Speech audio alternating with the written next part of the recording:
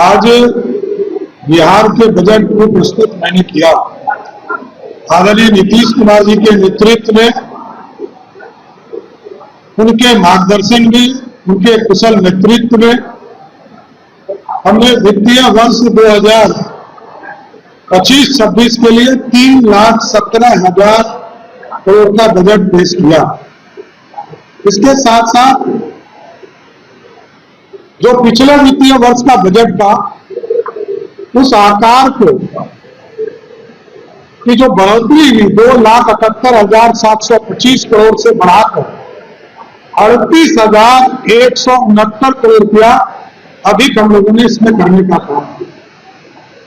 जहां 2024-25 के बजट में वार्षिक स्कीम का बजट जो था, प्लान 1 में 1 लाख करोड़ रुपया था, उसको इस बार बढ़ाकर 1,16,750 करोड़ रुपया। उसी तरह ऋण का अदाई मैंने जानकारी दिया सदन के अंदर भी, तो ऋण के अदाई के लिए भी 2025-26 में जिसमें 22,819 करोड़ रुपया अनुमानित किया है, जिसमें से 1,694 करोड़ रुपया केंद्र सरकार के ऋण है और 21,124 करोड़ रुपया आंतरिक ऋणों के से संबंधित है। ऋण और पेंशन पैसेजियां राज्य सरकार द्वारा 1,543 करोड़ रुपया ऋण दिया जाना प्रस्तावित है। हम लोग स्टूडेंट क्रेडिट कार्ड में लगभग 1,000 रुपया देंगे।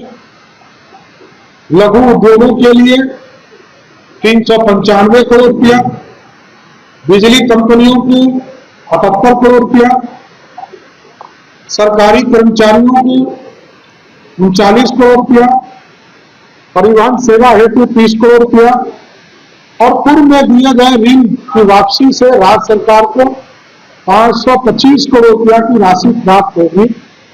इसका अनुमानित है, इसके हिसाब से 1,017 करोड़ रुपया हम लोगों ने प्रस्ताव किया है। इसके साथ साथ कई योजनाओं का घोषणा भी हम लोगों ने किया है। भारत सरकार से जो राशि मिलने हैं उसके बारे में भी हमने बताया है कि पिछले वित्तीय वर्ष 24-25 में 1,13,011 करोड़ रुपया हमें अनुमानित है कि पारंपरिक शिल्प, हस्तकला इत्यादि का प्रचार प्रसार होगा। बिहार की लोक कला संस्कृति के प्रसार के साथ साथ संस्कृति पर्व एवं त्योहारों का आयोजन होगा।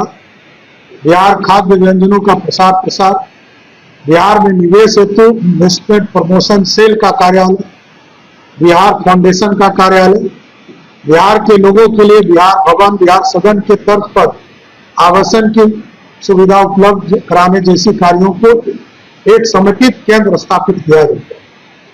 महिला सिपाही, क्योंकि आप जानते हैं कि बिहार ऐसा राज्य है जहां सबसे ज्यादा महिला पुलिस कर्मचारी के तौर पर आदरणीय मुख्यमंत्री नीतीश कुमार जी के नेतृत्व में सभी लोगों की नियुक्ति हुई है। तो इनके आवासन सुनिश्चित करने के लिए राज्य सरकार द्वारा किराए पर आवास लेकर आवासीय सुविधा उपलब्ध कराई जाएगी। वित्तीय वर्ष 2025-26 अभी जो स्थिति है, आप देखते होंगे कि मौसम विभाग धीरे धीरे अच्छा काम कर रहा है। हम लोगों के प्रत्येक पंचायत में मौसम केंद्र बने। इसको और ताकत देने के लिए, जो आपदाओं के जोखिम को कम करने के उद्देश्य के multi hazard early warning system, hybrid doppler weather radar network के निर्माण का प्रस्ताव है। इस हेतु प्रथम चरण में पश्चिमी चंपारण जिला तथा भागलपुर जिला में इसकी स्थापना की गई। इसके साथ साथ अभी जमीन के निबंधन का एक महत्वपूर्ण कार्य है। राज्य के सभी निबंधन कार्यालयों को पूर्णतः पेपरलेस किया जाएगा। देश या विदेश में रहने वाले, देश के बाहर रहने वाले व्यक्ति को ऑनलाइन निवेदन किया जा सके। पेपरलेस रहेगा, उनको आने की जरूरत नहीं पड़ेगा। इससे गो ग्रीन योजना को बढ़ावा मिले और यह पूरी तरह टेक्नोलॉजी के आधार पर इसकी स्थापना की। नीतीश कुमार की सरकार ने, आपको याद होगा जब आए थे मुख्यमंत्री नीतीश कुमार, तो 2005-6 में उन्होंने कहा था कि 6 घंटे में हम टारगेट करेंगे कि पटना पहुंचने, राजधानी पहुंचने का लक्ष्य रखा। फिर बीच में नीतीश कुमार जी ने जब इस काम को आगे बढ़ाया तो कहा कि 5 घंटे में पटना पहुंचने का लक्ष्य रखें। अब 2027 तक हम लोगों ने लक्ष्य लिया है, क्योंकि भारत सरकार 5 एक्सप्रेसवे और कई स्टेट हाईवे और कई NH के 4 लेन बन रहे हैं। तो हम लोगों ने तय किया है कि सभी जो हमारे जिला मुख्यालय हैं उनसे 2027 तक के अंत तक 4 घंटे में हम पटना मुख्यालय सभी को पहुंचा सके। ये सारे चीजों को हम लोगों ने अपने बजट में जोड़ने का काम किया। यह प्रमुख था, और भी विस्तार से आपको हम लोगों ने अपना पूरा बजट का कॉपी उपलब्ध कराया, जो पूरे विस्तार से आप देखेंगे। तो पिंक बस योजना पूर्णतः मैंने क्या कहा, महिला के लिए है, चालक भी महिला, सवारी भी महिला, कंडक्टर भी महिला और पूर्ण व्यवस्था करने वाली भी महिला हो, इसलिए वो पिंक बस की योजना राज्य सरकार ने 2025 लाने का काम करेंगे। उसी तरह उद्यमिता को विकास के लिए जिन संस्थान जो हमारे यहाँ है इसका जीर्णोद्धार करेंगे और सेंटर ऑफ एक्सीलेंस के रूप में इसको विकसित किया जाएगा। राज्य के सभी प्रमुख शहरों में कामकाजी महिलाओं के लिए हॉस्टल, विमेन हॉस्टल का निर्माण राज्य सरकार कराने का काम करेगी और इसके लिए भी एक नियमावली इसके लिए भी तैयार करने का काम किया जाए। हमारा पहचान गुड़ था, हमारे यहाँ गन्ना उद्योग के बढ़ावा के लिए, गुड़ के लिए सेंटर ऑफ एक्सीलेंस की स्थापना पूसा समस्तीपुर में किया जाए। इसी तरह जो प्रवासी मजदूर हैं, हमारे श्रमिक हैं, इसके लिए देश के कई स्थानों पर, हैदराबाद, बेंगलोर, मुंबई, दिल्ली NCR, कोलकाता, गुवाहाटी, सूरत, लुधियाना, कोयम्बटूर, चेन्नई में प्रवासी सह निबंधन केंद्र, माइग्रेशन काउंसलिंग कम रजिस्ट्रेशन सेंटर की स्थापना की है। वर्तमान में अभी 534 ब्लॉक है पूरे प्रदेश, जिसमें से 358 ब्लॉक में हमारे राजकीय डिग्री कॉलेज नहीं है। तो राज्य सरकार ने चरणबद्ध तरीके से डिग्री कॉलेज सरकारी अथवा निजी की स्थापना करने का सुनिश्चित किया है। 1 से 10 तक के लिए समान श्रेणी के छात्र, अल्पसंख्यक सहित की छात्रवृत्ति को दोगुनी की जाएगी। निजी क्षेत्र के सहयोग से राज्य में नए निजी मेडिकल कॉलेज संचालित किए जाएंगे। जो हमारे मेडिकल कॉलेज बने उसको भी हम निजी भागीदारी से चलाने का काम करेंगे। जिस कॉलेज में दिक्कत होगी नए मेडिकल कॉलेज में, हम उसको चलाने के लिए निजी भागीदारी भी लेने का काम करेंगे। और इसके साथ साथ PPP मोड पर भी कोई व्यक्ति यदि PPP मोड पर हम जमीन उसको उपलब्ध कराएंगे और PPP मोड पर यदि वो नया मेडिकल कॉलेज खोलना चाहे तो हम उसको जमीन उपलब्ध कराकर उसके लिए भी एक पॉलिसी बनाकर स्थापित करने का काम करें। राज्य के बड़े अनुमंडल, जहां एक बड़ा अनुमंडल पड़ता है कई विधानसभा, तो ऐसे जगह को चिन्हित करके वहां एक अतिरिक्त रेफरल अस्पताल का निर्माण किया जाए। राज्य में लोक स्वास्थ्य प्रबंधन संवर्ग का सृजन किया जाएगा। संपूर्ण राज्य में शहरी क्षेत्र के विकास के लिए विशेष रूप से वंचित वर्ग के लोगों के लिए स्लम क्षेत्र इत्यादि के लिए नगर चिकित्सा केंद्रों की स्थापना की जाए। प्रथम चरण में राज्य के सभी 9 प्रमंडलों के जिला मुख्यालय में 108 चिकित्सा केंद्र की स्थापित किया जाए। कैंसर जैसे गंभीर बीमारी की रोकथाम हेतु इलाज हेतु बिहार कैंसर केयर सोसाइटी की स्थापना की और बेगूसराय जिले में सबसे अधिक कैंसर के मरीज पाए जाते हैं, तो हम लोगों ने तय किया है कि बेगूसराय में एक कैंसर अस्पताल की स्थापना की। उसी तरह मुख्यमंत्री पिछड़ा वर्ग, अत्यंत पिछड़ा वर्ग प्री मैट्रिक छात्रवृत्ति योजना के अंतर्गत जो अभी छात्रवृत्ति हमारे छात्रों को मिलता है पिछड़ा और अति पिछड़ा वर्ग के लोगों को, इसको हम दुगुना करेंगे। प्रति वर्ष जो अतिरिक्त भार पड़ेगा वो लगभग 875 करोड़ रुपया पड़ेगा, इसको हम लोगों ने अनुमानित किया। उसी तरह SC ST वर्ग के जो अनुसूचित जाति और अनुसूचित जनजाति के छात्रों के लिए जो राशि अभी उपलब्ध कराई जाती है प्री मैट्रिक छात्रवृत्ति योजना के तहत, उसमें भी हम उसको दुगना करने का काम करेंगे और उसमें 260 करोड़ रुपया वार्षिक अनुमानित व्यय आएगा। मुख्यमंत्री अनुसूचित जाति एवं अनुसूचित जनजाति छात्रावास में रहने के बाद अनुदान देने का काम 1000 रुपया किया जाता है, उसको हम बढ़ाकर 1000 से 2000 करने का काम नीतीश कुमार की सरकार करेगी। अनुसूचित जाति एवं अनुसूचित जनजाति की आबादी वाले वैसे 40 प्रखंड जिसमें 50,000 या उससे अधिक आबादी है, पूर्व से आवासीय विद्यालय संचालित नहीं है, उसमें 720 आवासन वाले विद्यालय की स्थापना की स्वीकृति के आलोक में 14 आवासीय विद्यालय का निर्माण वित्तीय वर्ष 2025-26 में कराया गया, जो 2025-26 में ये बढ़कर 1,38,515 करोड़ रुपया हमको अनुमानित है।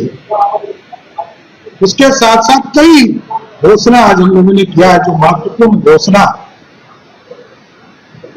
जैसे किसी के क्षेत्र में जो बाजार समिति है जिसको 6-7 में आगे में मुख्यमंत्री जी ने भंग कर दिया था, फिर बाद में रिवाइव करने का निर्णय हुआ और 21 जगह पर 21 जिले में नाबार्ड से 1289 करोड़ रुपया ऋण लेकर हम उसका जिम्मेदार का काम कर रहे हैं। लेकिन हम लोगों ने तय किया है कि अब 21 नहीं 38 जिले के बाजार समिति उत्पादन बाजार प्रांगणों को हम आधुनिकीकरण करने का काम करेंगे और समुचित विकास करने का काम करेंगे। इसके साथ साथ अभी तक MSP पर धान अधिप्राप्ति, गेहूं अधिप्राप्ति होता था बिहार में, इस बार हम लोगों ने तय किया है अरहर का दाल, मूंग का दाल, उड़द का दाल, इसको भी NCCF के माध्यम से, नेफेड के माध्यम से, कोऑपरेटिव के सहयोग से, पैक्सों के सहयोग से इसका भी MSP के आधार पर हम लोग खरीदारी करने का काम करेंगे। राज्य के सभी अनुमंडल में और सभी प्रखंडों में हम कहीं जमीन भी उपलब्ध कराएंगे और सभी जगह पर चरणबद्ध तरीके से कोल्ड स्टोरेज का निर्माण कराएंगे, जिससे कि सब्जी और जो हमारे लोकल प्रोडक्ट हैं फूड प्रोसेसिंग से, उसको हम रखने का काम करेंगे।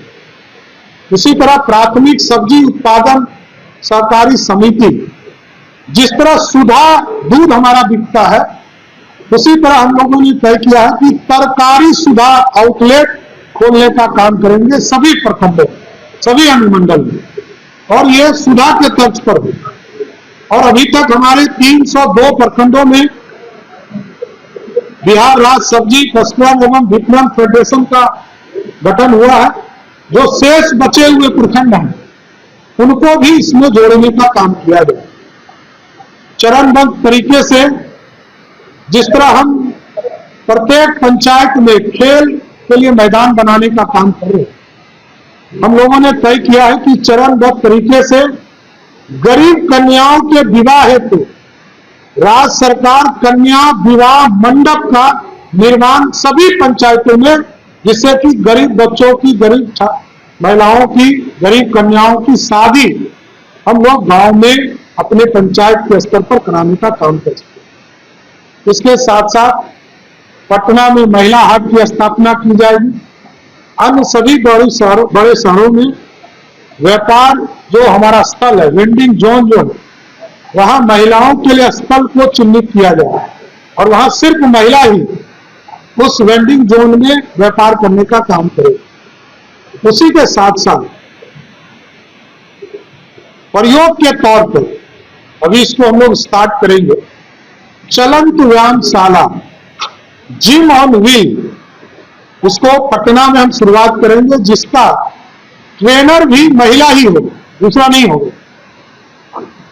इसके बाद राज्य के सभी शहरों में महिलाओं के लिए पिंक टॉयलेट की स्थापना की जाएगी और प्रथम चरण में 1 महीना के अंदर 20 पिंक टॉयलेट स्थापित किए जाएंगे।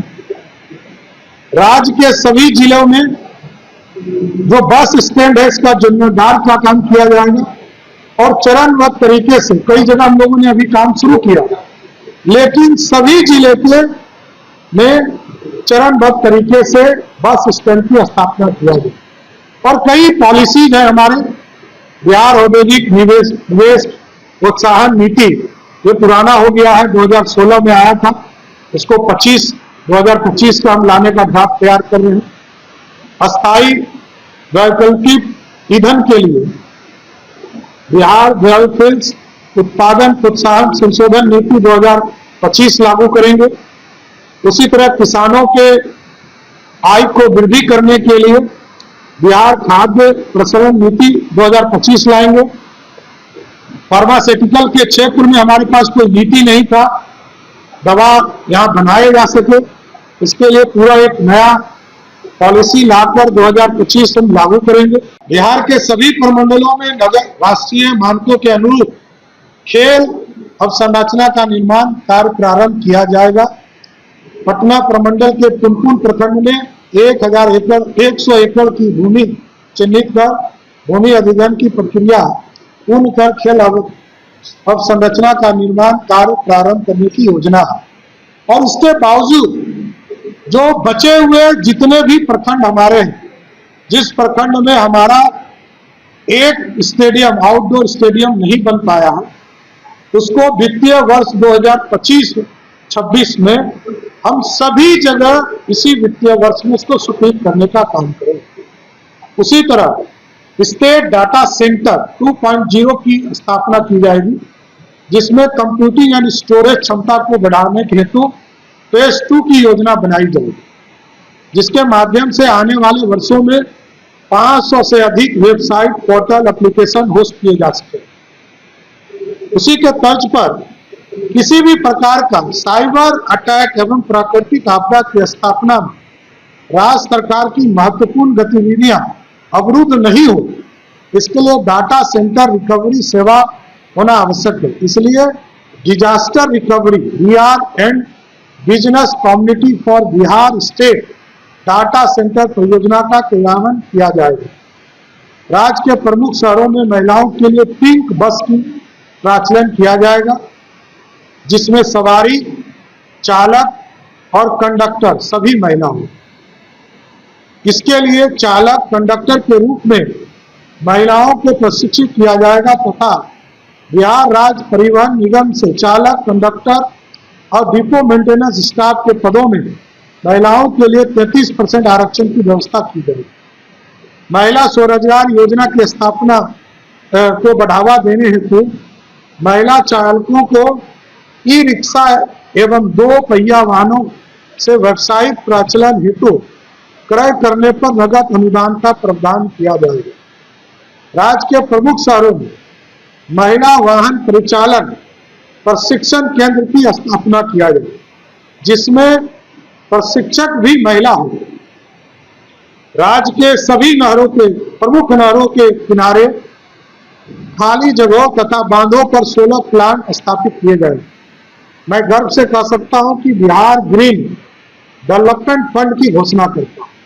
इसमें प्रारंभिक सीड फंड के रूप में राज्य सरकार 25 करोड़ रुपया का निवेश करेगी। यह फंड सीड फंडिंग की तुलना में कई गुना निवेश को आकर्षित करने का काम करेगा, जो एक तरह से कार्बन न्यूट्रल बनाने में मदद करेगा। राज्य में वायु गुणवत्ता में सुधार हेतु तथा वायु प्रदूषण नियंत्रण हेतु 100 करोड़ की लागत से बिहार क्लीन एयर ट्रांसफॉर्मेशन परियोजना का क्रियान्वयन किया जाए, जिसमें स्मोक टावर की भी स्थापना करने का काम किया जाए। पर्व त्योहार विशेषकर महिलाओं द्वारा संचालित छठ पूजा के अवसर पर धार्मिक पर्यटन की शुरुआत किया जाएगा, जिसमें होम स्टे को प्रोत्साहित करने के लिए राज्य सरकार द्वारा हर संभव मदद प्रदान किया जाए।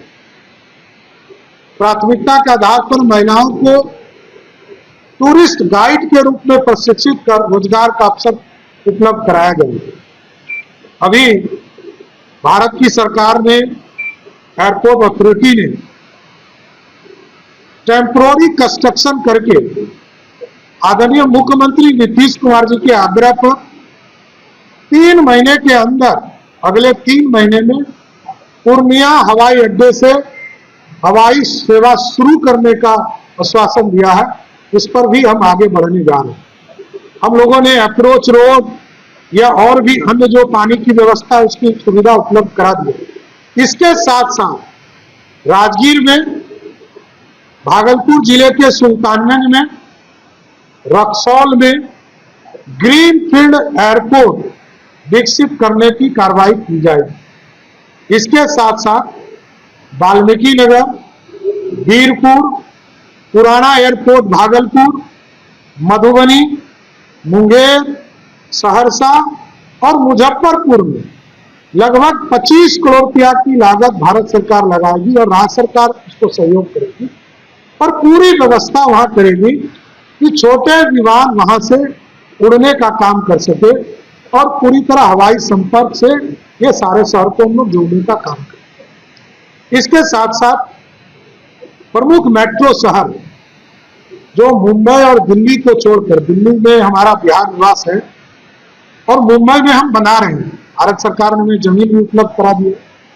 इसके बाद भी कई शहरों में जो मेट्रो शहर हैं, कलकत्ता, चेन्नई, उसके बाद भी आदि शहरों में इंटीग्रेटेड सेंटर ऑफ बिहार की स्थापना किया जाए। अगर आप ये वीडियो YouTube पर देख रहे हैं तो हमारे चैनल को सब्सक्राइब करें और बेल आइकन को दबाना ना भूलें। अगर आप Facebook पर ये वीडियो देख रहे हैं तो हमारे पेज को लाइक करें।